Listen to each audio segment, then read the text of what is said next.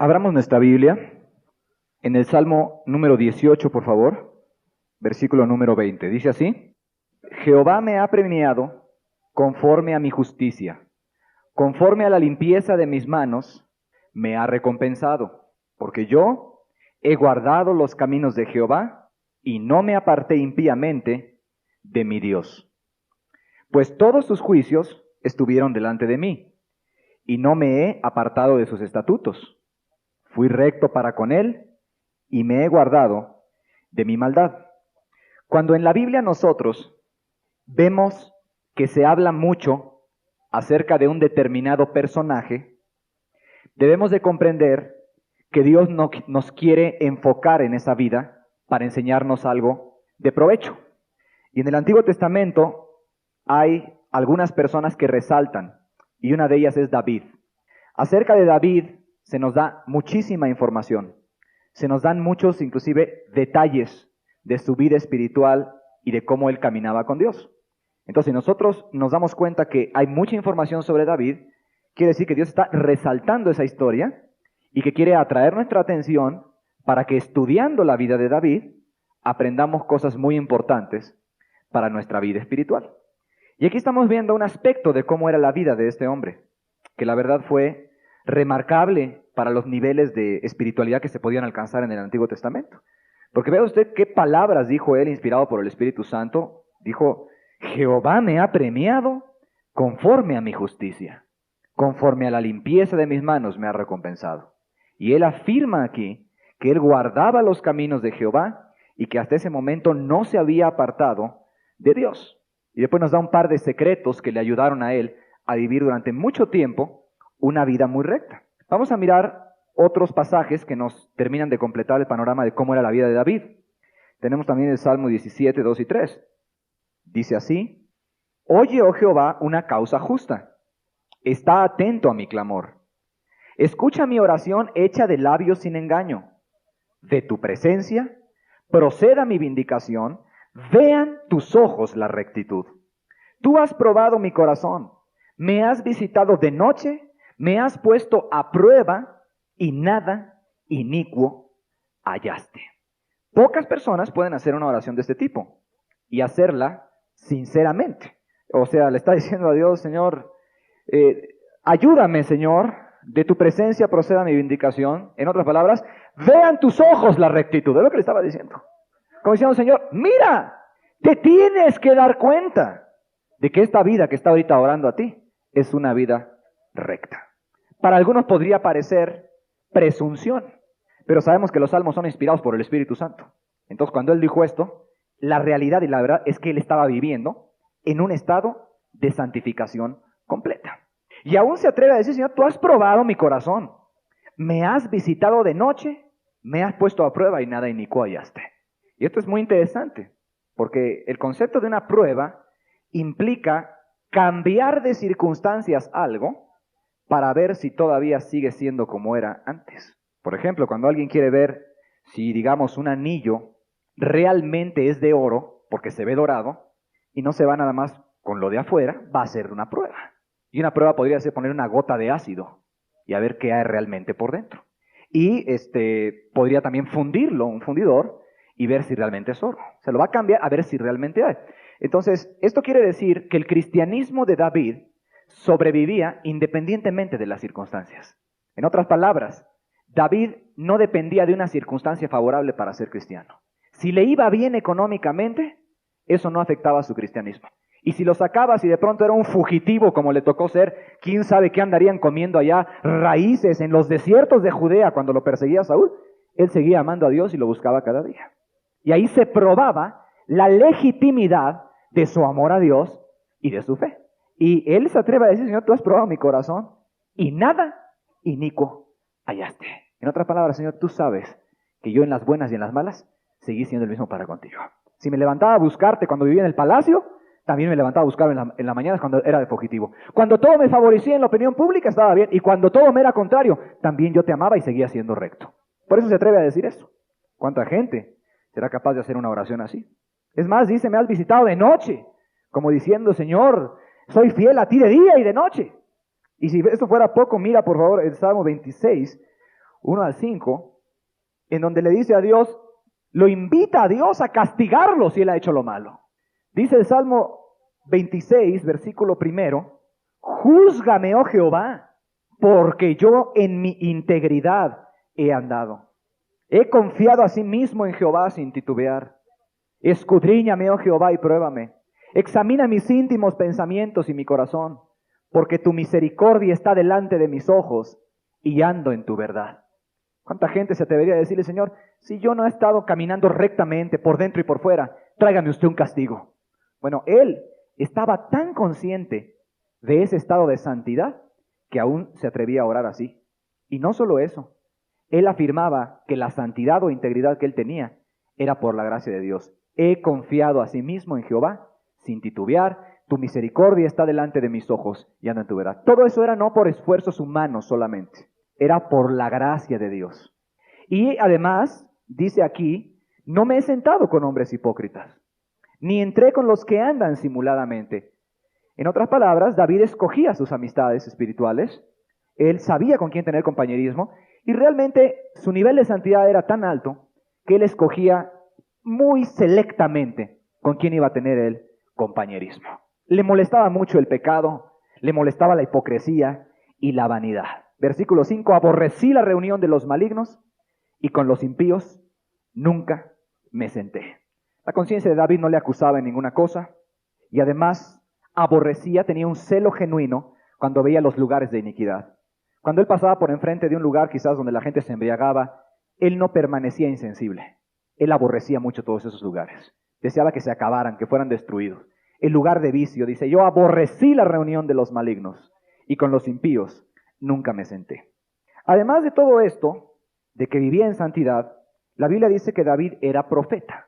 En otras palabras, el Espíritu Santo venía sobre de él de tiempo en tiempo y le revelaba acontecimientos futuros que iban a ocurrir.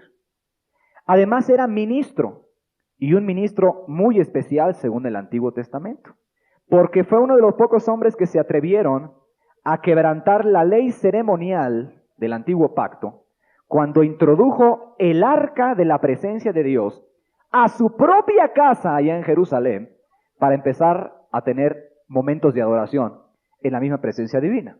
Ahora tú ya debes de saber, si has leído el Antiguo Testamento, que en el Antiguo Pacto, antiguamente, el arca era una construcción de carpintería de madera recubierta con oro, grande, en donde estaban esculpidos 2 querubines también cubiertos de oro. Y en esa arca habitaba la presencia del Dios de los cielos. Y eso era algo real. Y esa arca del pacto o de la alianza estaba puesta en el llamado lugar santísimo del Antiguo Testamento, que era una parte del tabernáculo. Y este era un cuarto, ¿sí?, lo mismo de alto que de ancho, todo oscuro, en donde el sumo sacerdote hebreo podía entrar solamente una vez por año a ese lugar particular del templo o del tabernáculo. ¿Por qué? Porque allí estaba la presencia de Dios. ¿Y quién era el hombre para poderse acercar delante de la presencia de un Dios todopoderoso y lleno de santidad? Por lo tanto, una vez por año, dice el Antiguo Testamento, el sacerdote, no cualquier sacerdote, sino el sumo sacerdote, elegido de la familia de Aarón, después de un complicado ritual de purificaciones, inclusive físicas, y temblando dentro de su corazón, después de haber hecho un sacrificio, entraba a ese lugar santísimo, a ese cuarto oscuro, y podía estar delante de la presencia del Dios de los cielos y de la tierra. Dice la tradición hebrea que como Dios es santo, a veces algunos de esos sumos sacerdotes morían, porque no estaban debidamente preparados, no tanto ritual, sino moralmente para estar allí. Y como nadie podía entrar ahí porque de veras estaba Dios, y eran consumidos, lo que hacían era amarrarle una cuerda al sumo sacerdote en la pierna desde que entraba. Y sabían al rato que si no sonaban las campanillas que venían colgando en unas vestiduras así muy elaboradas que ellos traían, si no sonaban esas campanillas, quería decir que ese hombre había sido muerto en la presencia de Dios. Y como nadie podía entrar por el cadáver, lo que hacían desde afuera era empezar a jalar la cuerda y salía el cuerpo del sumo sacerdote totalmente calcinado en la presencia de Dios. Eso dicen algunos relatos de la historia de Israel. En otras palabras, hay que tener mucho cuidado con la presencia de Dios. O sea, Dios, aunque es amor, es santo y requiere santidad O sea, separación del pecado y rectitud de corazón de aquellos que se van a acercar a Él. Bueno, David hizo algo increíble para el Antiguo Testamento. Agarró esa arca y la llevó a su casa y la sacó del tabernáculo. Y ahí empezó él a ministrar a Dios y a tener adoración con Dios, porque él quería estar siempre en la presencia de Dios. Era lo que más le gustaba. Y Dios no lo mató. ¿Qué quiere decir eso? Que el nivel de santidad que este hombre tenía y de conocimiento de Dios era sumamente alto. Era muy recto. Bueno, David no solamente era ministro en ese sentido, era un hombre de gran conocimiento doctrinal. Solamente puedes leer el Salmo 119, que la evidencia interna seguramente se lo atribuye a David. Todo el Salmo 119, que es el capítulo más grande de la Biblia, y te vas a dar cuenta qué profundidad de doctrina conocía él. No solo eso, el carácter de David era un carácter ya probado. Qué fácil es ser cristiano en las buenas, pero David había demostrado servir a Dios en las buenas y en las malas también. En un tiempo, dice la Biblia, fue un hombre muy popular allá en la corte de Saúl, hasta que lo empezaron a perseguir y terminó siendo un forastero en un desierto horroroso. Si conoces el desierto de Judea, lo has visto en una foto, donde casi no hay nada, inhóspito, con unos fríos terribles, y que hace un calor tremendo en la noche, en el día y en la noche frío. Allá terminó él. Y él seguía siendo fiel a Dios y siendo recto de corazón. Había ganado grandes batallas, había conocido a Dios en una forma personal, especial. Porque no es lo mismo hablar y leer la Biblia y decir, bueno, pues Dios le abrió el mar a Moisés y lo ayudó un día, a tener una experiencia de que Dios a ti te ayude un día en tu vida a escapar de un peligro. Eso es muy diferente. Ahí pasas de la teoría a lo que es la práctica. Y David conocía a Dios no solo por doctrina, sino que un día cuando lo iban a matar y estaban a punto de matarlo, clamó a Dios y algo sobrenatural sucedió y él se pudo escapar. Y esto habla entonces de que era un hombre de fe y experiencia con Dios. ¿Cuáles fueron sus secretos? Bueno, él tuvo varios secretos, hemos visto ya dos o tres aquí. Uno de ellos era: he confiado a sí mismo en Jehová sin titubear. Todo esto le vino por la gracia de Dios, a través de una relación de fuerte confianza, por la misericordia de Dios. Pero sí vienen aquí en el capítulo 18 dos cosas que quiero señalar. O sea, ¿por qué David podía vivir esa vida? El versículo 21 dice, del capítulo 18, uno de estos secretos. Dice: porque yo he guardado los caminos de Jehová y no me aparté impíamente de mi Dios. Y aquí viene una de las causas. Pues todos sus juicios estuvieron delante de mí. ¿Quieres tú conocer uno de los grandes secretos en la vida de David para una vida santa y espiritual? Continuamente, todos sus juicios estuvieron delante de mí. David conocía el verdadero carácter de Dios. David conocía en verdad la bondad de Dios. Pero él también sabía, y lo tenía muy presente, que Dios también es un Dios muy justo y que el alma que pecare, esa morirá, como dice la Escritura. Todos tus juicios estuvieron delante de mí, le dice a Dios en esta oración. En otra manera de verlo, todos los castigos que tú das por el pecado, los tuve muy presentes en mi mente. Él meditaba frecuentemente en el doble carácter de Dios. En el amor y en la bondad, sí, pero también hacía mucho énfasis en que Dios es un Dios que castiga el pecado y que no hace acepción de personas. Para el entonces en donde vivía David, había sido escrita solamente una parte de las Escrituras del Antiguo Testamento. Y él seguramente se acordaba mucho de Coré, de Datán y Abiram, algunos de los cuales fueron consumidos por el fuego en sus rebeliones contra Dios, y a otros se le abrió la tierra y lo tragó vivo, y descendió al infierno así. Y él se acordaba mucho de esas historias, y se las tenía bien grabadas en su mente. Yo no me voy a rebelar contra los mandamientos de Dios, porque no quiero que me pase como a Coré, o como a Datán y Abiram. Todos tus juicios estuvieron delante de mí. Los tenía presentes, los traía a su memoria continuamente. Seguramente David se acordaba de Deuteronomio 28, en donde decía: todas estas maldiciones vendrán sobre ti y te alcanzarán si no obedecieres la voz de Jehová tu Dios para guardar todas las cosas que están escritas en esta ley. Y empezaban las maldiciones en Deuteronomio 28. Y si haces la cuenta, vienen más del doble maldiciones de las bendiciones que también Dios promete a los que son obedientes. Y empieza ahí: maldito serás en el campo, maldito en la ciudad. Y empezaba una serie de maldiciones.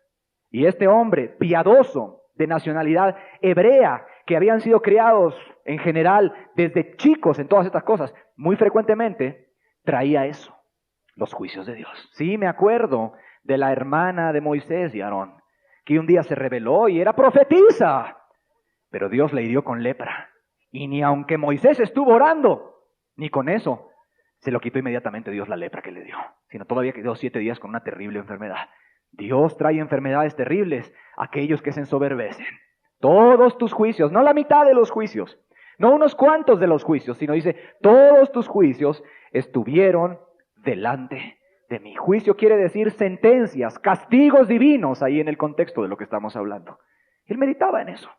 Ese era parte de su alimento espiritual. Y sabes, eso ayudaba a David a mantener una mente sobria, seria, en cuanto a todo lo relacionado con el pecado. Sí, la serpiente le dijo a Eva, no moriréis, pero fueron echados del paraíso. Moisés, por un solo pecado, no fue permitido entrar a la tierra prometida. Tú no haces acepción de personas, oh Dios. Señor, si lo hiciste con ellos, a mí también me vas a traer terribles castigos. Yo no quiero pecar contra ti. Eso provocaba el temor de Dios dentro del corazón y su mente estaba sobria. Pero ¿sabes? Esto es algo voluntario. O sea, la persona misma ha de buscar en la Escritura, ha de estudiar, ha de entender esas historias, grabárselas y después traerlas, ¿verdad?, a su propia memoria y meditar voluntariamente en esas cosas. Y eso lo mantenía sobrio. Eso es muy importante. Porque el otro secreto que viene aquí, está seguidito, dice, versículo 23, además de tener los juicios, presentemente ya conocemos, creo, que todo lo que sucede cuando la gente no cree en el verdadero Dios de la Biblia, sino creen en el Dios que solo es amor, pero no castiga el pecado. ¿Quieres ir a ver el desenfreno de la inmoralidad religiosa? Acude a cualquier grupo religioso de la denominación que sea, en donde no enseñen el doble carácter de Dios.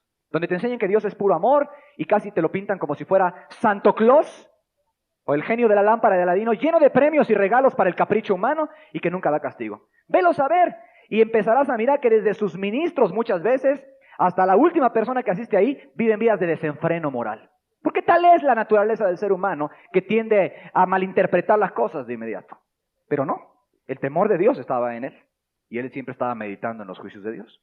¿Quieres tú tener una vida como la que hasta este momento llevaba David de santidad? Aprende a traer siempre muy presente que Dios no va a hacer ninguna excepción contigo, seas quien tú seas, si cometes pecado.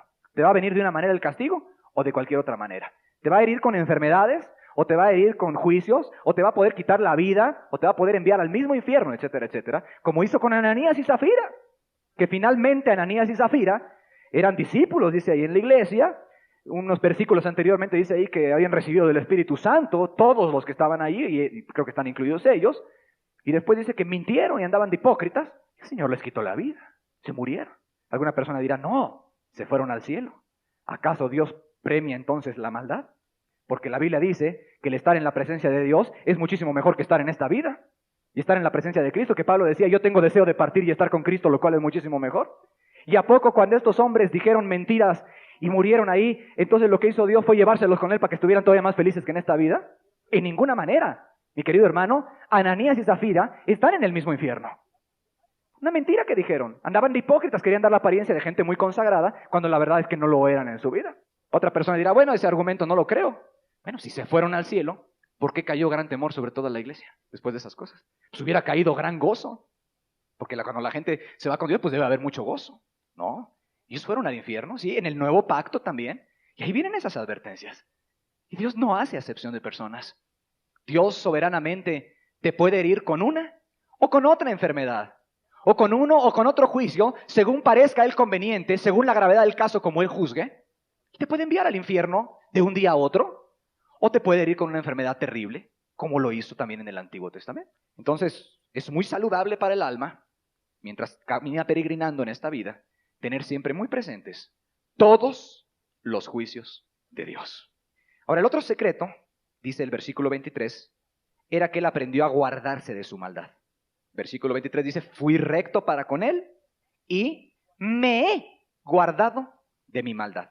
Fíjese, subrayese, me he guardado de mi maldad. Bueno, ¿qué Dios no nos guarda? La Biblia dice que Dios te guarda y dice que también tú te guardes. Las dos cosas dice la Biblia. Aquí dice él, me he guardado de mi maldad. Y eso habla de un acto voluntario en donde él estaba muy pendiente de aquellas concupiscencias, de aquellas maldades muy propias de su vida antigua, porque algún día se tuvo que haber convertido cuando era joven, y él evitaba cometerlas. Subrayese que, número uno es, me he guardado, él se guardaba a sí mismo, y dos, de mi maldad. Ahora, ¿por qué dice me he guardado de mi maldad? Aquí podríamos parafrasear mi maldad. Aquellas maldades muy propias de David, muy propias de su vida pasada. Algunos le llaman en el Nuevo Testamento el viejo hombre, Pablo a veces le llama la carne, etcétera. Pero esas maldades que él ya sabía que tenía una propensidad a cometer porque ya había caído mucho en esos pecados cuando él era joven. Entonces, claro que él hizo un análisis y dijo, bueno, ¿cuáles son mis concupiscencias, verdad? Estas inclinaciones que tengo yo a maldades, porque ya lo sé, porque las tengo, porque en mi vida pasada las viví. Y entonces dijo, voy a tener mucho cuidado en especial con esta y esta área. Siempre tenía muy presente, esta área es peligrosa para mí, esto es cuidado. Y se guardaba mucho. Estaba muy consciente de que aunque vivía en una gran santidad, todavía era un ser humano. Todavía estaba en este planeta y todavía, aunque no es pecado eso, tenía concupiscencias, que significa en el griego epitumía, deseos fuertemente exaltados. Pueden ser a la ira, pueden ser a la vanidad, pueden ser a la codicia, pueden ser al materialismo. Sí, que no son pecados, porque epitumía se aplica inclusive en la vida de Cristo en alguna ocasión, pero son deseos fuertes. Y él entonces se mantenía. Ahora vamos a ver a este hombre santo que tuvo el privilegio de tener a Dios en su vida en forma tan especial, cómo de un momento a otro se convierte de ser un santo en un pecador perdido y en un monstruo de maldad. Por favor, vea lo que le sucedió a este hombre después de que habló estos pasajes en segundo libro de Samuel, capítulo 11. Usted va a tener en cuenta cuando leamos esto que se trata del mismo David que acabamos de estudiar en los Salmos. Vamos a mirar cómo revivió el pecado en su vida y llegó a cometer cosas que nunca se le habían ni siquiera ocurrido quizás.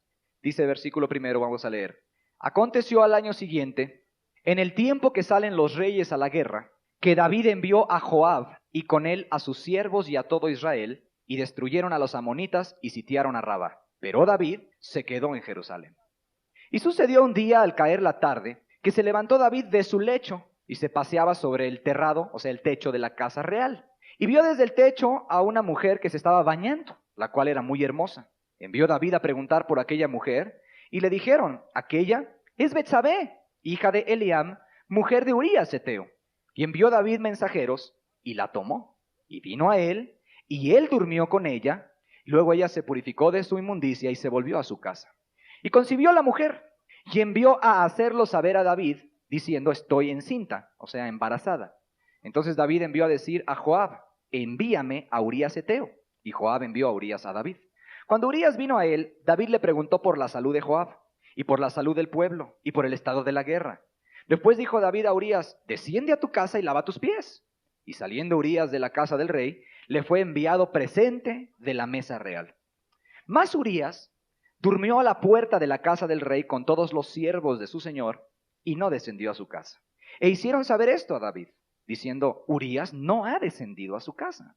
Y dijo David a Urías, ¿no has venido de camino? ¿Por qué pues no descendiste a tu casa? Y Urías respondió a David, el arca e Israel y Judá están bajo tiendas, y mi señor Joab y los siervos de mi señor en el campo.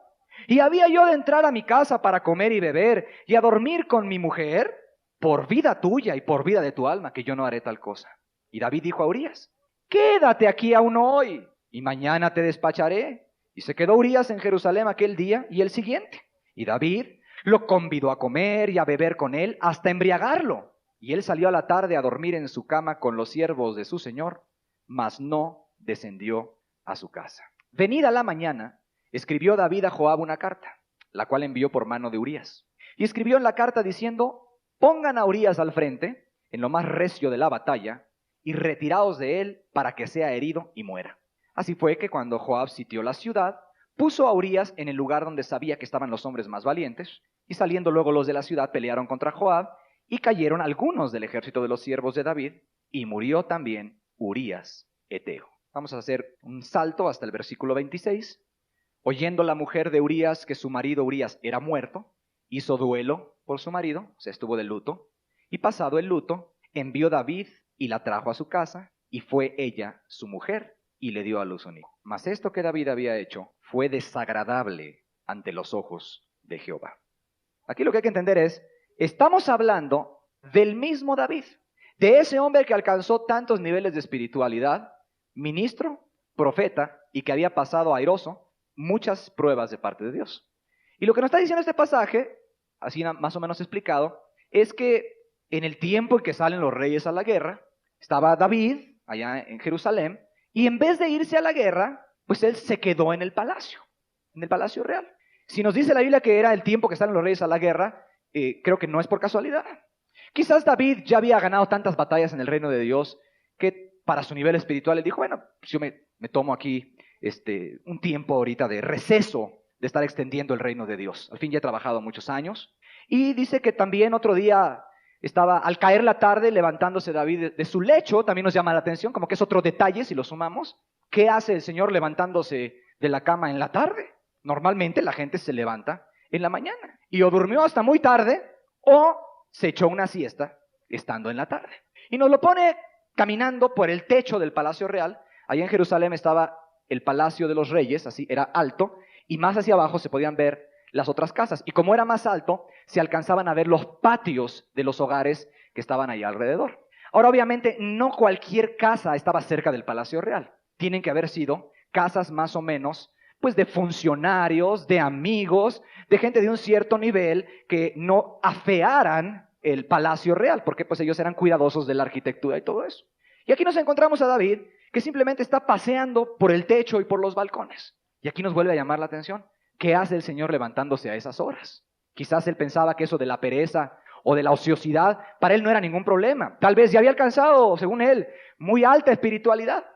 Y vemos que no tiene nada que hacer. También vemos la ociosidad más clara porque dice que estaba paseando nada más, admirando.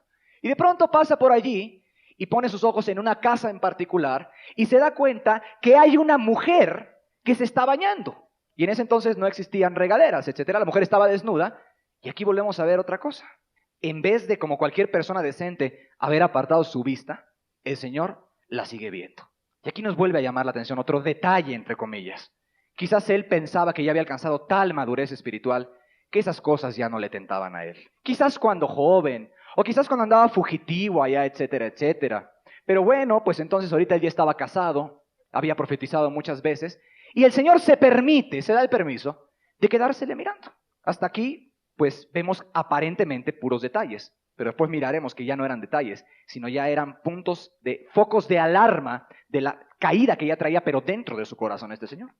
Y cuando la ve, le gusta, y de inmediato manda a preguntar quién es ella. Ahí ya se ve el adulterio de corazón y la concupiscencia en su corazón, clarísima. Y después le dicen, aquella mujer es Betsabé, hija de Eliam, mujer de Urías Eteo. ¿Cuántas cosas deben haber pasado en ese momento rápido por la mente y la conciencia de David? Inicialmente debe haber sido una decepción. Híjole, la mujer para empezar es casada. Y eso ya lo limitaba a él, porque era la mujer de otra persona. Pero cuando le dijeron es hija de Eliam, mujer de Urías Eteo, debe haber habido mayor desencanto. Porque entonces ella era esposa de un excelente amigo de David. Sí, Urías Eteo viene mencionado como uno de los 30 valientes de David en otra parte de la Escritura. Esto quiere decir por lo menos que era parte del cuerpo de seguridad personal de David y que era de la gente que se había convertido muy probablemente cuando andaba fugitivo en la cueva de Adulam. Era una persona muy importante en Israel y además era amigo íntimo de él. No solo eso, Urías Eteo, dice la Escritura. Eteo quiere decir que era del pueblo de Het, y el pueblo de Het era un pueblo pagano idólatra. Esto quiere decir que este era un hombre, además, que se había convertido de los paganos idólatras y se había venido a vivir a Israel nada más por amor a David, porque andaba defendiéndolo y por la causa de Dios. O sea que era uno de sus mejores amigos, era un hombre muy valiente, muy fiel al país, muy útil al país, y además, muy probablemente David haya sido instrumento en su conversión allá en la cueva de Adulam, a donde vinieron muchas gentes de otros pueblos también. En otras palabras, había una relación de pastor y discípulo entre él. Pero veamos cómo, aun cuando él escucha la palabra Urías Eteo, viene de inmediato el siguiente versículo. Esta es la mujer de Urías. Y envió David mensajeros y la tomó.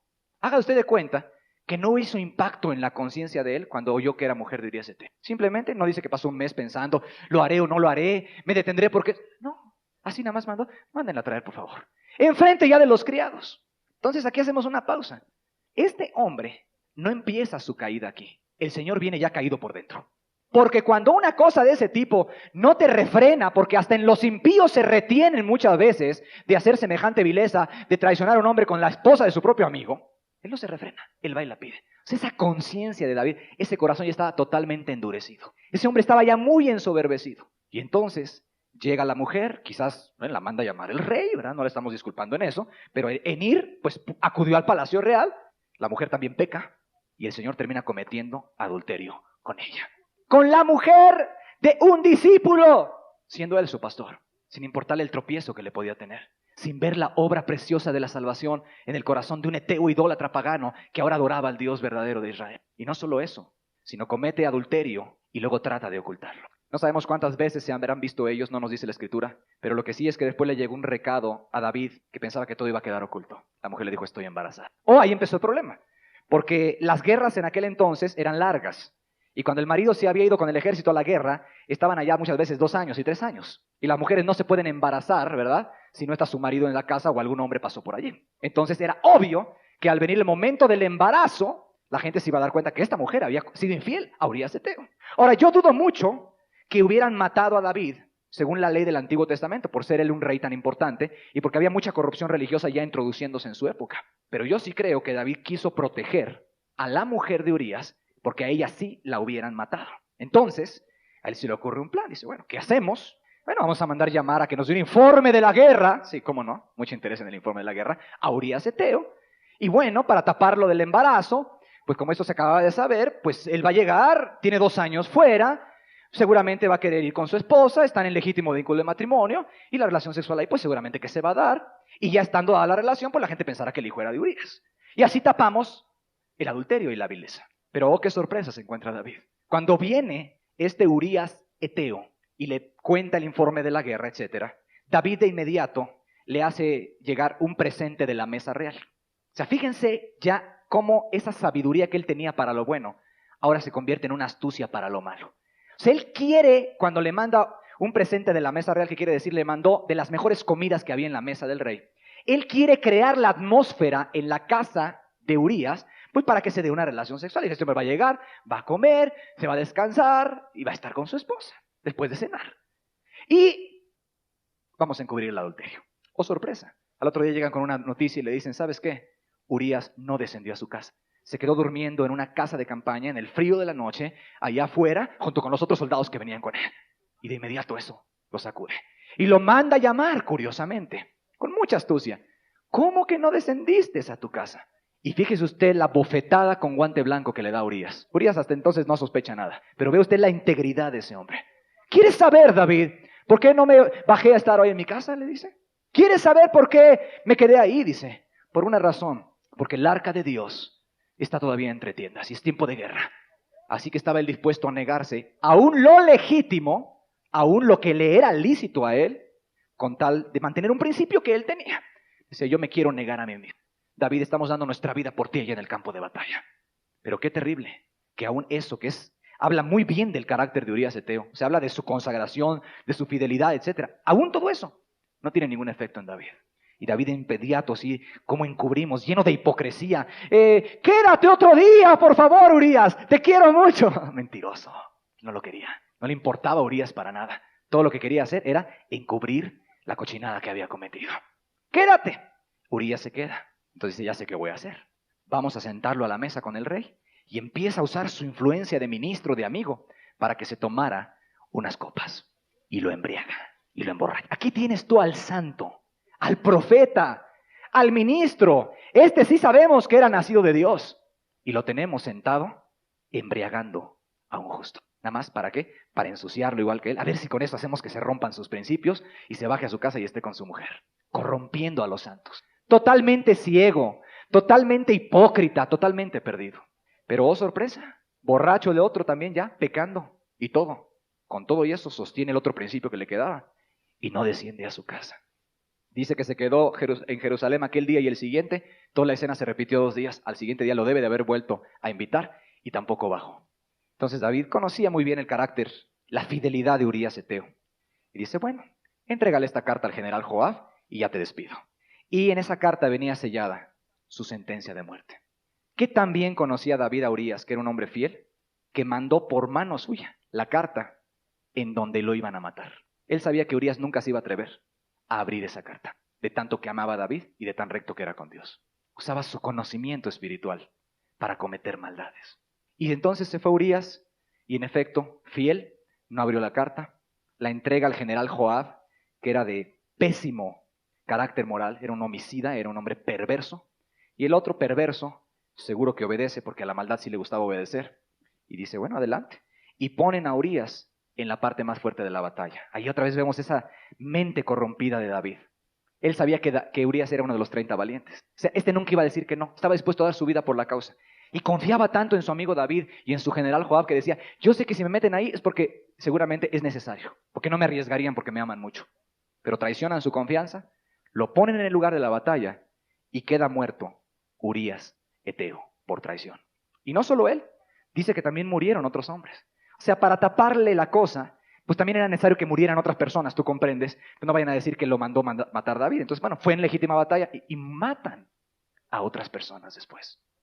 Si hacemos un resumen, nosotros vemos aquí a un David irreconocible, que comete adulterio con su corazón, que está ocioso, que comete adulterio con la mujer de uno de sus mejores amigos y discípulos también.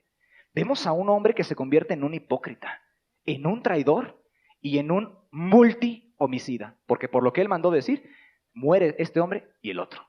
Y después, cínicamente, deja que la señora Betsabé esté en su luto, ¿verdad? Que pase la apariencia social de que está triste y agarra y la toma por esposa. Ahora, mis queridos amigos y hermanos, ¿por qué pasó esto?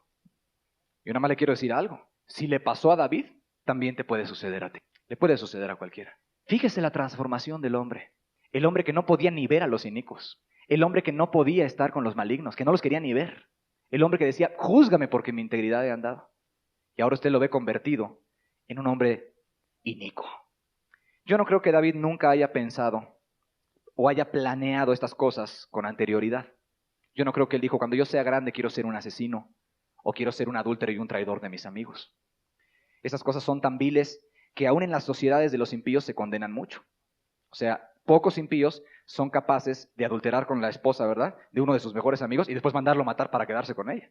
Si tú leyeras una noticia así en un periódico, tú te llenarías de indignación justa. Y dirías, qué basura de persona, ¿cierto o no es cierto? Qué vileza, o sea, qué depravación, qué castigo no se merece. Bueno, David terminó cometiendo pecados que nunca en su vida quizás se imaginó que iba a terminar cometiendo. Durante la juventud o la adolescencia de David, no tenemos registro de que él haya cometido cosas de ese tipo. Tal es el poder del pecado, tal es el peligro de las concupiscencias en tu propia vida que te pueden arrastrar cuando dejas de guardar los principios divinos. Tú puedes terminar cometiendo pecados que ahorita ni siquiera te imagines que vas a terminar cometiendo si tú no te guardas. ¿Cuál es la clave aquí? Bueno, la clave fue que siempre que él se guardó de su maldad y tuvo presentes los juicios de Dios, el Señor nunca cometió este tipo de cosas y vivió rectamente y cuando confió en Dios. Y cuando dejó esas tres cosas, se corrompió y se volvió peor que cualquiera de los impíos y de los paganos. Eso es lo que nos dice la Sagrada Escritura. Y de nada le valió haber sido el gran profeta, así haber sido el hombre que inspiraba grandes cánticos de adoración a Dios a través de él, ni todas las pruebas ni nada. Simplemente se volvió peor, fue arrastrado. Ahora, volvamos aquí al capítulo que estábamos, capítulo 11 de Samuel, y vea usted los pequeños detalles, entre comillas, ¿no? Son 3 o 4. Uno, él está en el tiempo de guerra descansando, se quedó en Jerusalén.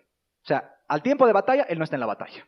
Ahí ya vemos una cosa que nos llama la atención. 2, se levanta al caer la tarde. Tercero, lo vemos ocioso caminando por los balcones reales. Y cuarto, cuando llega la mujer y la ve, no aparta su vista inmediatamente. Son aproximadamente 4 detalles, entre comillas, pero que estaban hablando de que ya el corazón estaba muy mal con Dios. O sea, este hombre no amaneció un día así. Este hombre ya de tiempo se había empezado a endurecer su corazón. En otras palabras, estamos viendo aquí solamente la punta del iceberg. El problema era de antes. Este hombre ya se había deslizado, como leíamos en Hebreos capítulo 2, versículo 1. En su corazón, por fuera todo se veía bien, él hablaba las mismas palabras y todo, pero dentro estaba mal. ¿Por qué decimos eso? Porque vemos que no le refrenó nada para el pecado. Cuando le dijeron es mujer de Urías Eteo, le dijeron tráigansela como quiera. Y cualquier impío, yo te lo puedo decir por observación y experiencia, habiendo oído eso que era de un amigo, se hubiera tardado un poquito por lo menos en hacer su maldad. Hubiera entrado en lo que se llama un conflicto de conciencia. Pero este hombre no. Este hombre dijo, esta es mujer de Urías Eteo, tu mejor amigo, tu discípulo, tráigansela. Ese hombre ya estaba fuera de control. Ya se había estado brincando todas las trancas. Ya su corazón era una piedra desde antes. Cuando tú veas una persona en alguna iglesia, que sea realmente cristiana la persona, y que de pronto dé un cambio así, radical, que tenga una apostasía, como luego se le llama, o que se vaya a cometer pecados escandalosos de una semana a otra, nunca creas que eso le pasó de una semana a otra. Esa persona ya venía mal de rato. El problema es que las cosas las llevaba por dentro. Lo que tú estás viendo es solo la manifestación exterior de un corazón ya deslizado, un corazón que ya no tiene temor de Dios, un corazón que ya no ama a Dios y que ya no tiene confianza en Dios, donde ya se contristó el Espíritu Santo. Nunca creas que eso le pasó de un día a otro. Ah, fulano ahora anda de borracho, etcétera, etcétera.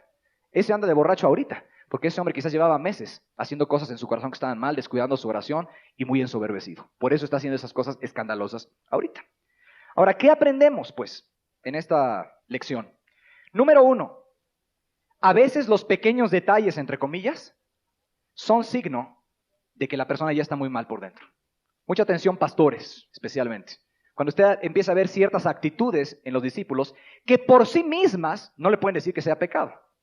Porque, bueno, pues quizás David estaba cansado. Bueno, ¿tú quién eres para meterte en su vida privada? Él se paró ese día, se tomó una siesta.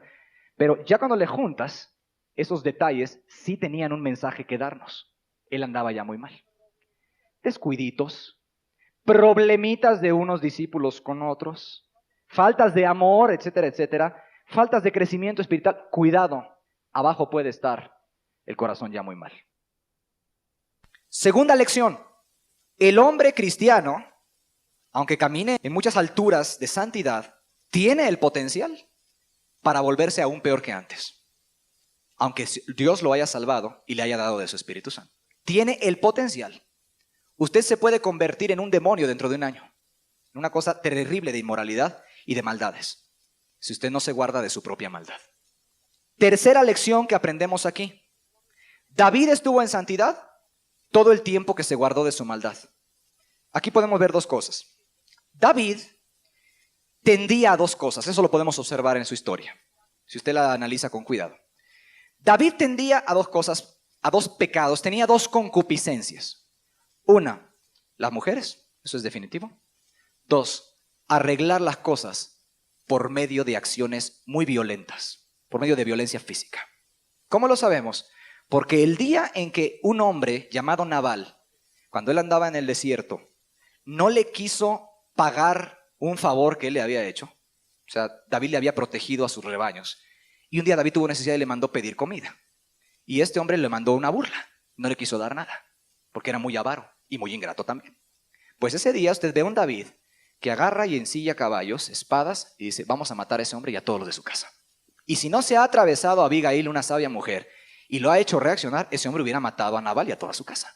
O sea, eso nos habla de que el temperamento era de fuego en este hombre. Ese hombre se encendía y lo primero la sacaba la espada y lo arreglaba las cosas. Y eso venía de su vida pasada. Ahora, cuando Dios te salva, te da un nuevo corazón, te da una nueva intención, tienes una voluntad ahora de obedecer en vez de seguir a tus propias maldades y egoísmos. Sin embargo, no quiere decir que se desaparecen las concupiscencias. Esto es muy importante. Decíamos hace rato, la palabra concupiscencia es la palabra griega epitumía. Y epitumía quiere decir deseos fuertemente exaltados. Una persona Dios la salva. Y quizás si era una persona muy materialista, o era una persona muy mentirosa, etcétera, puede de pronto sentir ciertos impulsos al materialismo. O puede sentir un impulso a querer, como que le viene la idea de decir la mentira. Porque ya la tenía la mentira en la boca siempre. Si es cristiana se va a refrenar, pero va a existir ese impulso. En la teología hebrea, los profesores del Antiguo Testamento habían también descubierto eso. Le llamaban inclusive el impulso malo. No algo que es pecado en sí mismo, pero algo que te puede dar la ocasión para el pecado, que te puede ser sujeto a la tentación. Así es que todavía eres un ser humano, aunque Dios te ha lavado y limpiado, eres un ser humano, estás en un cuerpo de carne y huesos, tienes memoria, tienes emociones, tienes sentimientos y tienes concupiscencias. Y por eso dice la Biblia, y lo veremos más adelante, cómo se deben de manejar esas concupiscencias, esos deseos. El problema es que mucha gente ni siquiera se ha puesto a hacer un análisis serio de cuáles son sus concupiscencias de su vida pasada. Y el pecado les puede tomar entonces desprevenidos. O sea, son tan ligeros, algunos, dan ya por hecho que casi están en el mismo cielo, que ya no creen que es necesario velar y orar. Y velar quiere decir estar alerta. ¿Contra qué? Pues contra las tentaciones que te van a venir. Y las tentaciones solamente vienen, dice Santiago, cuando cada uno de su propia concupiscencia es atraído y seducido. O sea, de los puntos débiles que tú tienes, vamos a llamarle así, de tus debilidades, o de aquellas áreas de pecado en tu vida pasada, en donde seguramente tú abusaste mucho. Y entonces se desarrollaron las concupiscencias. Quizás un hombre fue un borracho. Y la verdad es que ahora está en Cristo, pero tiene una concupiscencia por el alcohol. Y a veces cuando pase un día por una cantina y oiga el ambientito, la musiquita, ¿verdad? Oiga los hielitos cayendo ahí para hacer la cuba, oiga ahí como caen, clic, clic. Oiga la coca, huele el aroma del alcohol. Puede ser, no siempre, pero puede ser que le pase la idea de él querer tomarse una botella otra vez. Ese quedó sensible. Pero si una persona nunca fue borracha, es muy difícil que sea tentada al alcoholismo. La verdad es que va a pasar y esas cosas hasta no le interesan, no le llaman la atención. Pero para él esto sí puede ser una concupiscencia. ¿Sí se comprende? Ahora hay otras personas que quizás desarrollaron mucho, como en el caso de David, la solución por medio de violencia física. Como se dice en idioma muy mexicano, se prenden muy rápido. Y este hombre era así, era terrible. De inmediato ya había empezado ahí a querer matar gente. Y hasta gente inocente iba a matar un día. Entonces él un día se dio cuenta de algo por necesidad.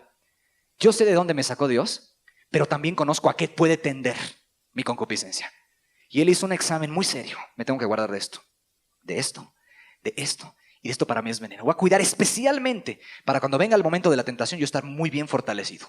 Él tuvo que haber identificado cuáles eran esas cosas. Y todo el tiempo que él se guardó de su maldad y que él siempre supo que Dios juzgaba como lo juzgó después, porque sí lo juzgó, ¿eh? No cree usted que Dios hace excepción de... A este hombre le fue, pero de veras triste por lo que hizo. Que no se fue al infierno, bueno, pero empezó a experimentar ya un infierno en su propio hogar. Porque a veces la gente perversa agarra ese pasaje y dice, pero a David Dios lo perdonó, pero a Saúl no. A Saúl no lo perdonó. ¿Y por qué tú crees que a ti sí te va a perdonar como a David y a Saúl no? A Saúl no lo perdonó. ¿Por qué no mejor piensas que a Saúl no lo perdonó? A lo mejor eso te pasa a ti. Y Ananías y Zafira los envió al mismo infierno, después nada más una mentira. ¿Cómo ves? A este hombre, cuando se arrepintió, Dios lo perdonó. Puedes leer el Salmo 51. Pero no lo perdonó en un sentido de que no tuviera consecuencias. ¿O no? La verdad es esta. David ya nunca volvió a ser el mismo después de eso. Ni siquiera en su relación especial con Dios. Después de eso ves un David ya debilitado. Uno de sus hijos violó a una de sus propias hijas. Otro hermano se convirtió en un homicida. Otro de ellos se levantó en una traición. Se metió inclusive a cometer adulterio contra su propio padre Absalón. Después tuvo un Adonías que era un perverso. Bueno, se hizo pedazos su casa. Se le fue terrible. Y dijo, así como tú pecaste en secreto, públicamente yo te voy a juzgar. Y toda la gente en Israel va a saber una cosa, que yo castigo los pecados con cosas terribles. Pero un día él quiso imaginarse que quizás Dios iba a hacer una excepción con él, porque él era el gran David y él ya lo había usado mucho Dios. Jamás te engañe el diablo con ideas como esas. Dios dijo, el alma que pecare, esa morirá. Y el hombre lo que siembra, lo va a cosechar. Y Dios trae todavía terribles castigos por las maldades que la gente hace. Se queda claro entonces que el ser humano, aunque sea cristiano, no que se le desee, pero tiene el potencial de cometer pecados peores que los de antes aún, si no se cuida y no se guarda.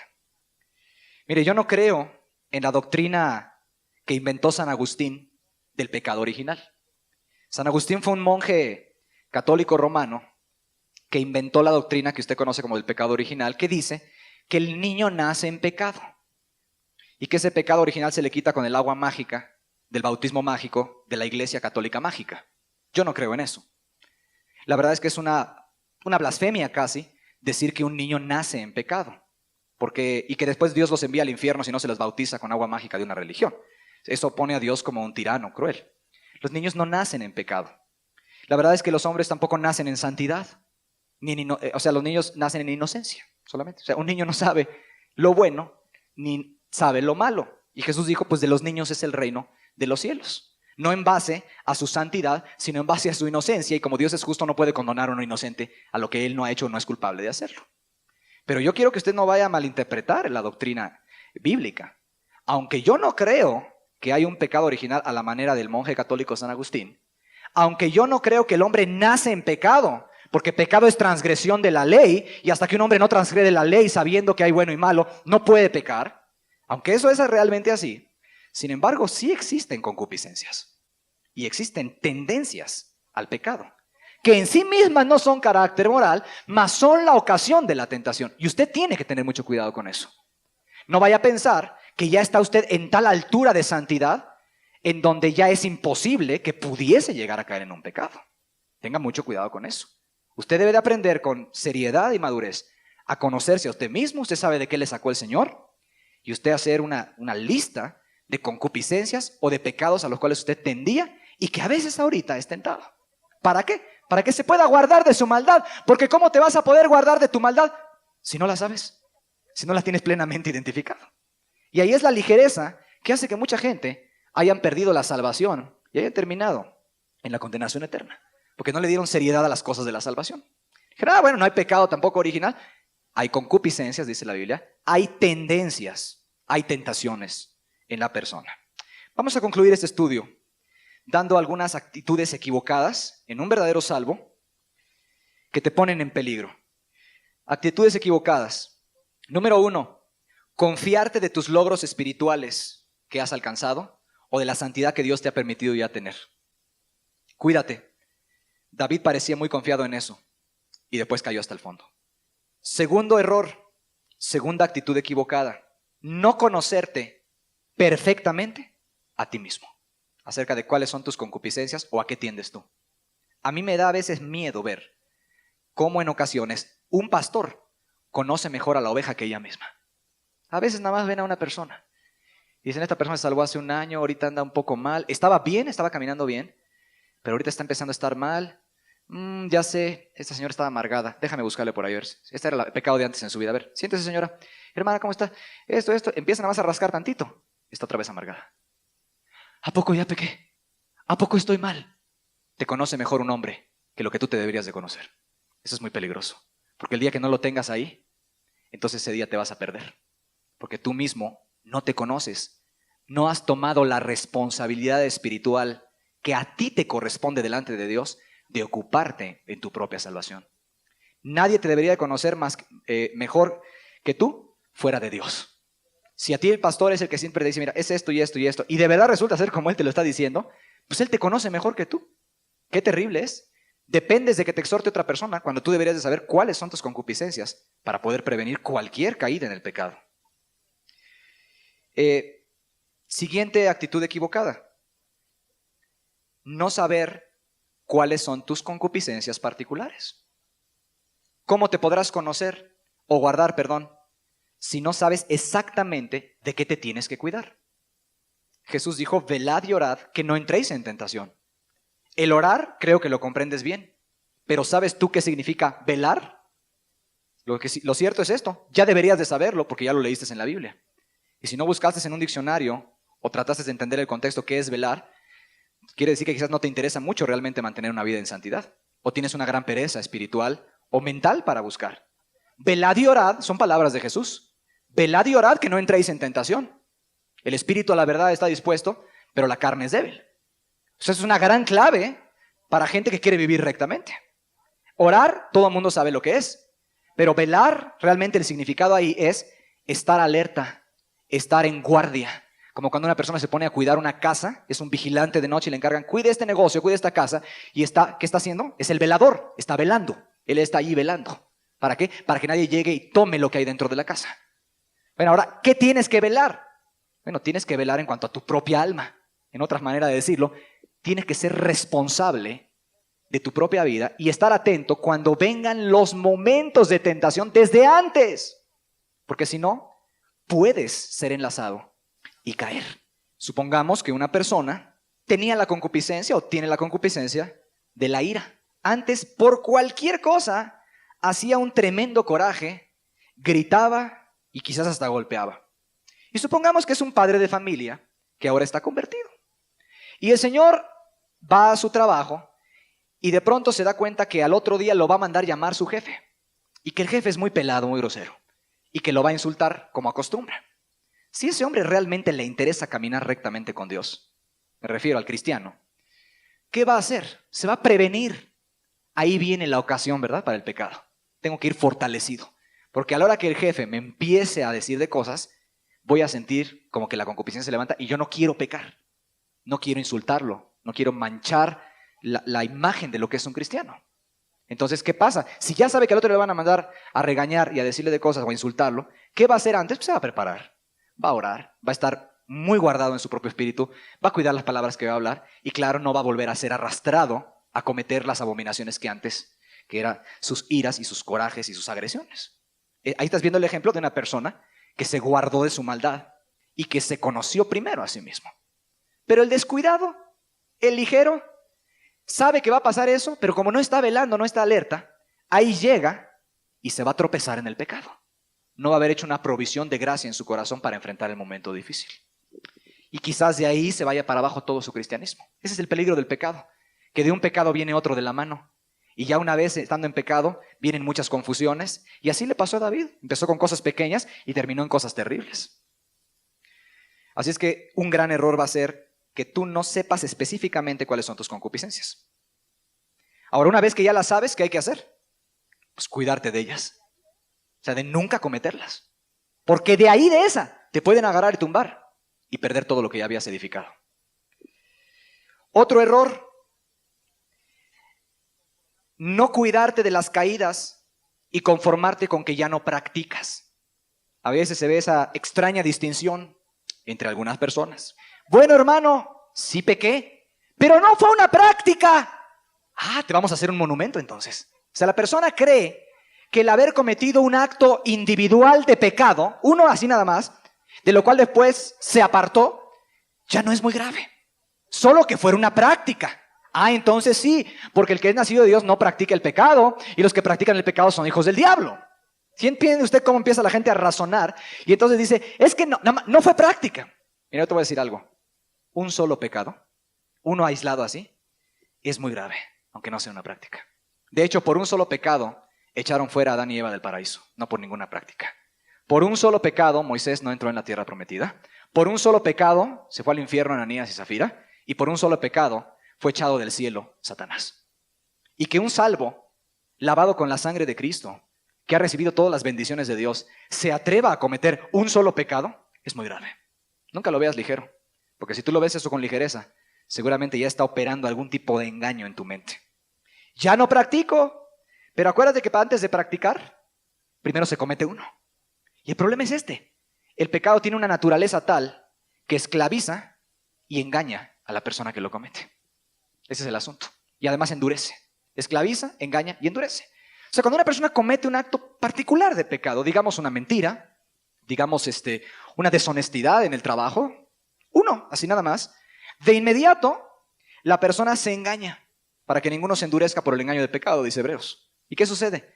La persona de alguna manera se imagina que no le va a pasar nada muy grave y minimiza su responsabilidad moral. Qué terrible y qué peligroso es vivir engañado. 2, endurece. Dice la Biblia, para que ninguno se endurezca por el engaño del pecado. ¿Qué es endurecer? Bueno, te hace insensible, en otras palabras, a las cosas del Espíritu Santo.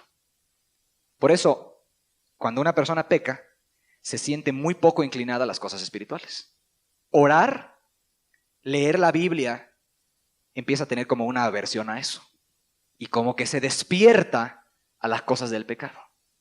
Cuando Adán y Eva pecaron, no querían estar en la presencia de Dios. Estaban huyendo de Dios, escondiéndose de Dios. Entonces, de inmediato que se peca, se mancha la conciencia y eso es muy peligroso también. Y además, envicia o esclaviza. O sea, el pecado produce hábito de inmediato. La persona que dice una mentira, por lo general tiene que tener más mentiras para tapar esa mentira y se le hace más sencillo decir las mentiras. La persona que empieza con una borrachera, se le empieza a despertar una gran hambre por emborracharse más.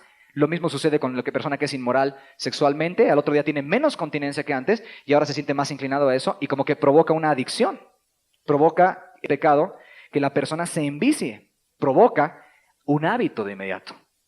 Un solo pecado, por un solo pecado, la gente después empieza a practicar los pecados. Y ya practicando el pecado de una vida pasada, pues dice la Biblia que su postrer estado viene a ser peor que el primero.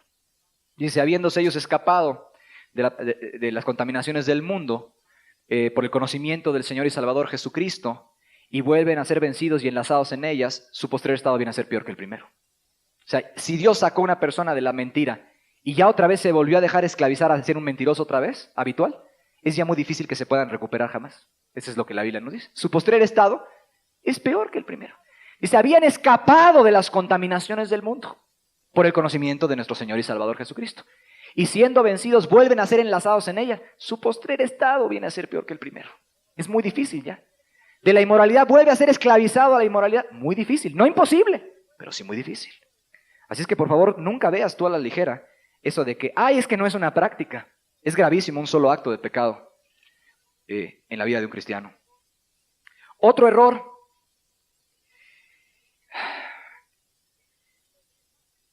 Que los demás te tengan en un concepto muy alto y que por eso tú te confíes. A David mucha gente la tenía en un concepto muy alto. Era un ejemplo a seguir y le encargaban muchas cosas que hacer para Dios. Tú no te confíes si en tu iglesia a ti te encargan algo del servicio material o ir a predicar o una célula. Tú no vayas a poner tu confianza en que ya por eso tú estás bien con Dios. Tú debes saber perfectamente cómo tú estás caminando con Dios. No te confíes en que se te están encargando cosas. A David le encargaba cosas Dios directamente. Y aún con todo eso, se ensoberbeció y cayó. Termino diciendo lo siguiente. ¿Cuál es el remedio para evitar caídas como las que tuvo David? Número 1, aprende a conocerte a ti mismo. ¿Cuál es tu maldad? Número 2, ten los juicios de Dios muy presentes todos los días de tu vida. Y que Dios no va a hacer ninguna diferencia ni acepción de personas contigo en castigarte. Y acuérdate que necesitas a Cristo mucho, todos los días de tu vida.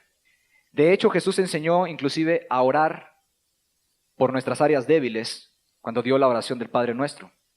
Cuando ahí dice, no nos dejes caer en tentación, etc. Ahí está implicando que va a haber tentaciones en la vida de la persona. Vamos a concluir haciendo lo siguiente. En tu lugar, con tus ojos cerrados, vas a tener un momento de reflexión acerca de cuáles son tus áreas débiles, como les podemos llamar.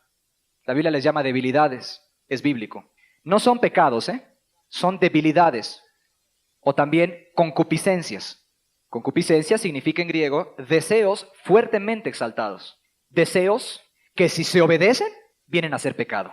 Ideas que si se obedecen, vienen a ser pecado. Eso es lo que son concupiscencias. Yo creo que en este momento debes de tú tomar plena responsabilidad por ocuparte y cuidar de tu salvación. Y la única forma en que una persona puede deslizarse, pues es pecando de alguna manera o descuidándose. Entonces tú debes de meditar en este momento y reflexionar cuáles son las maldades que eran muy particulares de tu vida pasada. Esto es importantísimo.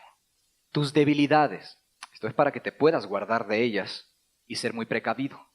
Pueden ser pocas o pueden ser muchas. Eso lo sabes tú mismo. Esto debe hacerse en un examen muy serio. Aquí te voy a dar varias claves para que lo medites. Es, por ejemplo, ¿en qué pecados estuviste andando antes? En esos pecados, sobre todo en los que fuiste esclavizado en una forma más evidente, en esos pecados que eran muy propios de ti. Tú necesitas identificarlos de inmediato. Y tú puedes decir, yo tiendo a esto. Hay una tendencia a, que no es pecado en sí misma, pero es la ocasión del pecado y de la tentación. ¿En qué pecados abusaste más en tu vida pasada?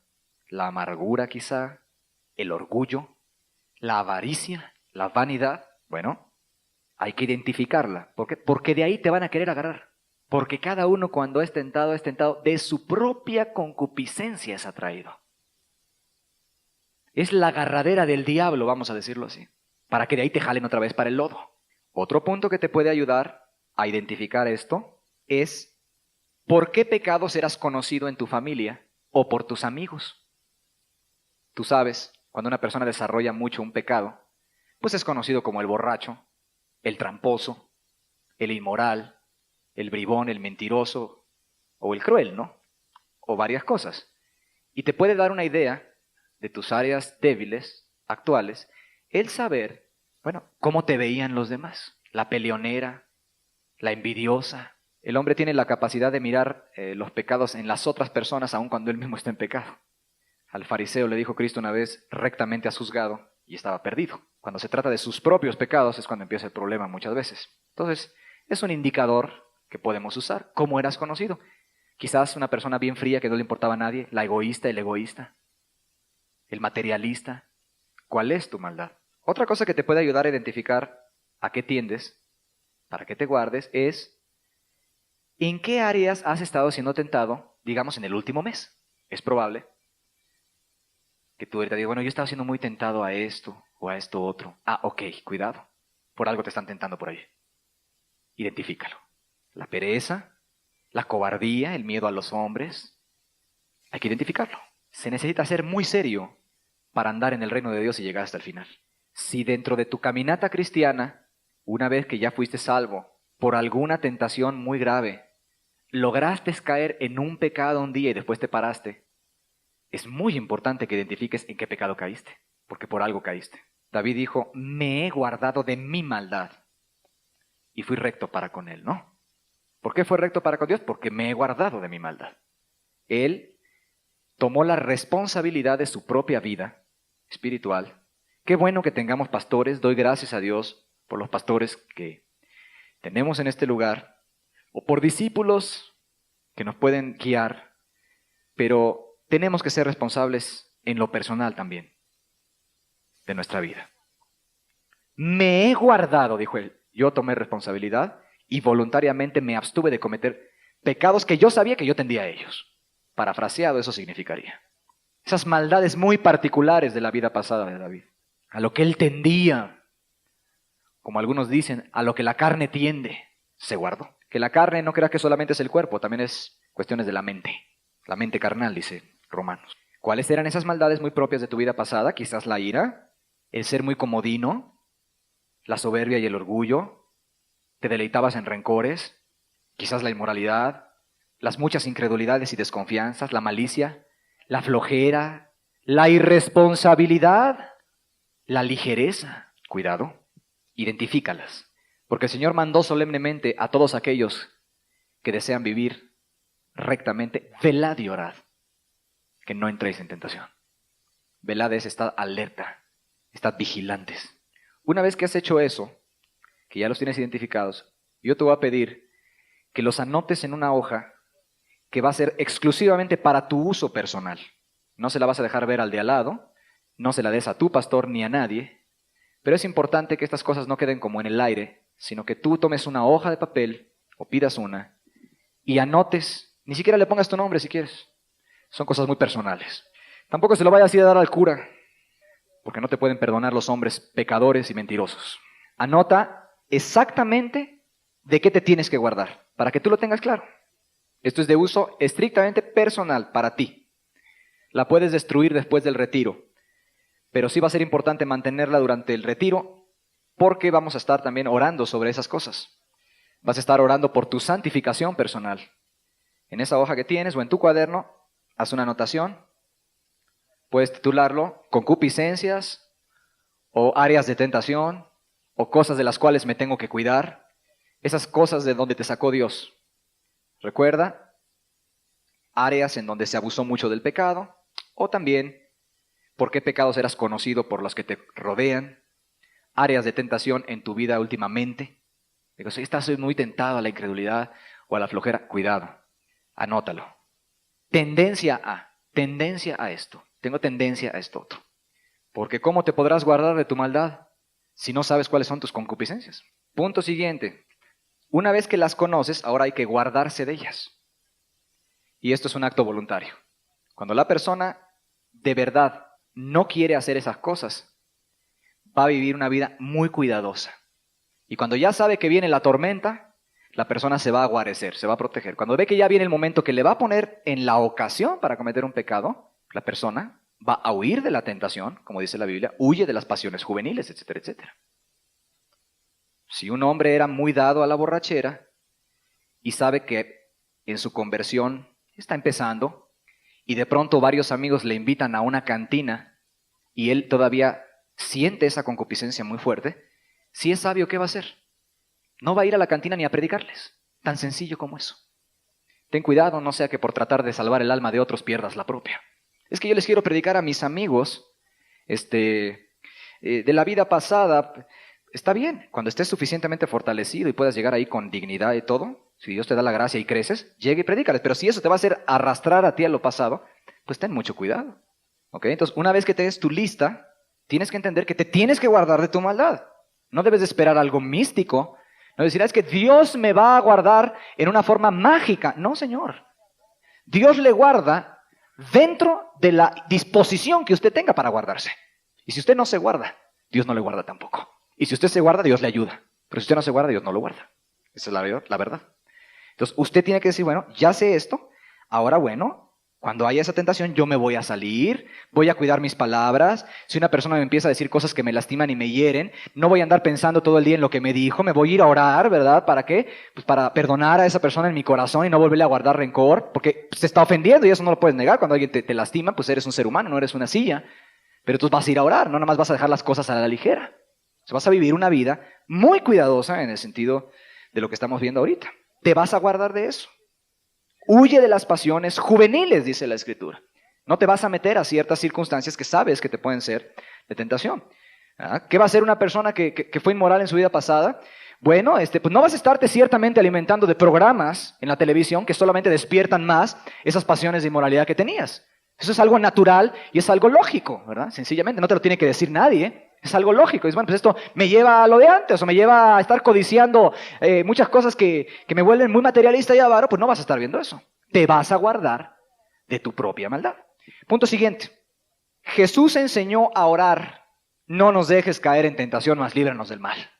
Así es que la persona debe de aprender a orar por su santificación completa y porque no caiga en estas cosas. Usted debe de aprender a orar.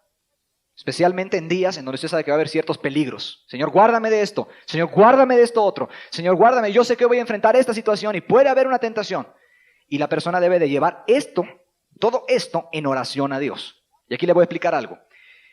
Las concupiscencias, definiéndose como lo que son deseos fuertemente exaltados, obviamente van a quedar más sensibles inmediatamente después de la conversión. Vamos a poner el caso del borracho, que es un ejemplo, pero lo puede aplicar a cualquier pecado. La gente por lo general tiene varios y no solo uno, pero usted me entiende. El borracho le va a quedar toda una sensibilidad dispuesta a ir a la cantina. ¿Por qué? Porque ahí están sus amigos, porque se acuerda del sonidito, porque un día sintió muy bonito cuando se tomó 2 caguamas, por todas esas cosas. Le va a quedar una cierta disposición, ¿sí? Eso no es voluntaria, eso se llama el área de la sensibilidad del ser humano. Eso no tiene carácter moral, no es bueno ni es malo ni nada, pero puede ser la ocasión para el pecado. Ahora, esa persona, si se pone a orar a Dios, Dios puede tener una intervención directa sobrenatural del Espíritu Santo, inclusive apagarle totalmente esa concupiscencia. Como es el caso del hombre que le acabo yo de decir, que y ni siquiera es salvo, ¿verdad? Pero está empezando a oír la palabra, que de un día a otro dejó 18 años de alcoholismo, que hasta desde el punto de vista médico pues es sumamente difícil. O sea, se le quitó el apetito por el alcohol. O sea, el Espíritu Santo, nuestro Dios bendito y todopoderoso, es capaz de disminuir esas concupiscencias o a veces de dejarlas en nivel 0. Y lo puede hacer en un momento o lo puede hacer gradualmente. ¿Está comprendiendo? Por eso aquí sí va a poner usted toda su voluntad, pero usted va a buscar la gracia de Dios para que esas concupiscencias disminuyan, para que se vuelvan a moderar esos deseos, los deseos del materialismo. Quizás una persona fue muy vanidosa en su vida. Pensemos que en quizás alguna jovencita que era la señorita de las vanidades, que vivía para el aplauso de los demás, que nada más cuando pasaba caminando por la sala con la familia o en la escuela quería ser el centro de atención de todos. Y en las mañanas estaba en el espejo peinándose y arreglándose pensando en todo eso. ¿Por qué? Porque era bien vanidosa. Ahora, cuando se convierta, va a haber una tendencia a querer volver a recibir ese tipo de adulaciones. Pero si es cristiana, se va a refrenar. Pero eso la puede meter. Y de pronto viene eso. Entonces va a estar peinando y diciendo, pues tranquilo, me voy a arreglar, me voy a vestir bien y hasta ahí. Le va a querer venir una sensibilidad exaltada. Quizás un día alguien le dice, usted se ve bonita, y en vez de, va a haber un momentito así como que, no me esté diciendo esas cosas, por favor, respéteme. Pero antes quizás se hubiera sentido que ella era muy bonita realmente. ¿Sí comprende? La vanidad está ahí. Ahora esa sensibilidad va a ir volviendo a su lugar por 2 medios solamente. Una, intervención directa del Espíritu Santo. Que Dios es todopoderoso y como para Dios no hay nada que sea imposible, pues Él puede hacer eso y mantener a niveles muy bajos esa sensibilidad en forma sobrenatural. Y la otra manera es que por ley natural, cuando un pecado ya no se está siguiendo en él, las sensibilidades naturalmente van a tender a bajar. Eso es normal. Si una persona es acostumbrada a hacer berrinches y corajitos a cada rato, de cualquier cosa, por insignificante que sea, ya tiene una sensibilidad desarrollada normalmente hacia eso. Entonces ya cualquier cosa. Pero si esa persona deja de hacer corajes, y cada vez ya no hace corajes. Dentro de un año va a tener menos tendencia a responder así. Y dentro de 3 años va a tener menos tendencia a responder de esa manera. ¿Por qué? Las sensibilidades se van a ir acomodando, ¿sí?, a lo que vendría a ser nada más el sentido natural de indignación, etc. Pero la persona abusó mucho y por eso se le desarrollaron esas áreas. Además, hay que orar por las intervenciones de Dios y porque seas guardado del mal. No nos dejes caer en tentación. Ciertas situaciones te pueden poner en peligro de cometer pecados.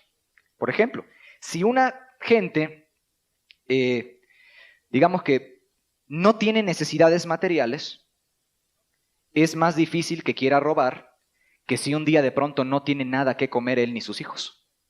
O sea, a veces la ocasión puede traer la invitación para pecar. Una persona quizás nunca ha robado en su vida, nunca, jamás ha robado, nunca le ha faltado el pan. Pero un día le falta el pan y a sus hijos. Y va pasando un día por la panadería y no tiene que comer en el estómago y sabe que sus hijos están llorando de hambre en la casa. Cuando vea el pan, le van a pasar muchos pensamientos por la cabeza. A lo mejor le va a decir, métete, agárrate unos y échate a correr. O sea, va a venir una sensibilidad hacia eso. O mira, esa señora trae una bolsa, nada más dale un golpe, quítale la bolsa y ya te van a tener tus hijos pan. Si es realmente cristiano, se va a guardar en su corazón y va a ser recto. Y va a decir, bueno, pues aunque me muera, no voy a pecar. Ya Dios me proveerá de alguna manera el pan y Dios se lo va a proveer en verdad. Pero si esa persona no es cristiana, de inmediato se va a ver el cobre, luego ahí, y ya se volvió ratero. Ese era un ratero de corazón toda su vida. Lo que pasa es que no había entrado una circunstancia que le pudiera desarrollar eso.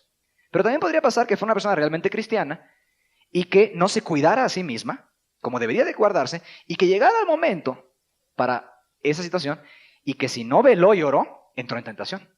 Y que después llegara realmente a cometer el robo, agarra un pan y se echa a correr. Eso sería muy grave. Si estamos comprendiendo, líbranos del mal, no nos dejes caer en tentación. Ciertas circunstancias en el día, tú no las conoces por adelantado, pero mi Dios que está en los cielos sí las conoce por adelantado todas. Y Él sabe a qué te vas a enfrentar tú en el día. Y a veces, si eres una persona cuidadosa en tu relación con Dios de oración, ya te está bendiciendo y fortaleciendo en la mañana para cosas que te ibas a enfrentar en la tarde. Y algunos hasta entienden, y dicen, caramba, con razón tuve este momento de meditación y en la Biblia aprendí esto y luego me enfrenté a esto y salí del momento y no caí. Que no se te olvide aprender a orar continuamente por tu santificación completa y permanente en todas las áreas de pecado que tú hayas tenido antes. Vamos a cerrar nuestros ojos, a inclinar nuestras cabezas.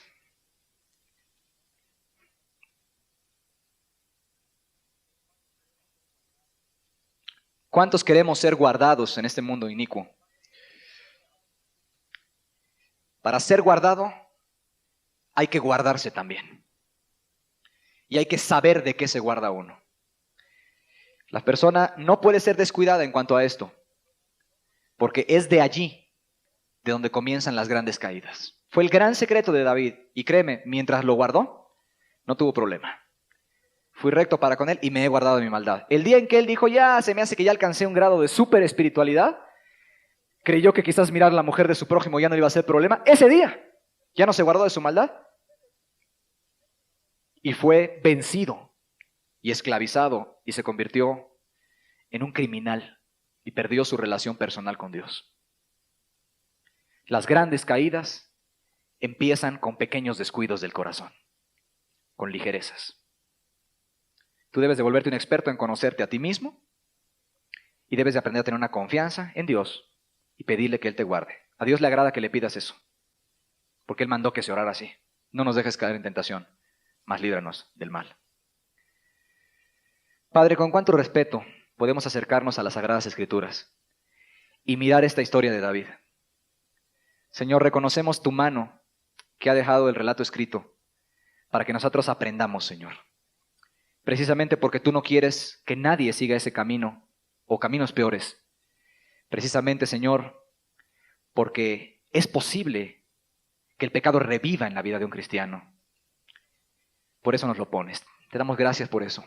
Y Señor, gracias porque también podemos mirar que la gente que en algún tiempo caminó contigo en la gracia, pues tú les diste una sabiduría para hacerlo.